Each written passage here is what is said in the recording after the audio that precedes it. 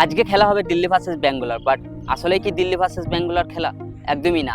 আজকে খেলা হবে রাহুল ভার্সেস বিরাট কোহলি। হ্যাঁ, আগের ম্যাচটা যখন দিল্লি জিতে, হারা ম্যাচকে জিতে যায় রাহুল, তারপর যেই সেলিব্রেশনটা করে বিরাট কোহলির সামনে রাহুল আরসিবির ঘরে মাঠেই হারিয়ে দিয়েছিল দিল্লি, তারপর যেই সেলিব্রেশনটা রাহুল করেছিল এটাই জানিয়ে দিয়েছিল যে এটা আমার মাঠ, এখানকার কিং আমি, আমার থেকে ভালো কেউ জানে না, এই মাঠকে কেউ চিনে না।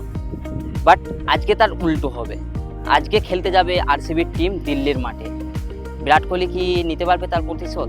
সে কি বলতে পারবে এখানকার কিং আমি, এখানের রাজা আমি? ওয়েল্ড, বিরাট কোহলি প্রতিশোধ নিবে, সেলিব্রেশন করবে কি করবে না সেটা তো জানা নেই, বাট ফ্যান্সরা অনেক মজা নেবে আজকের খেলায়।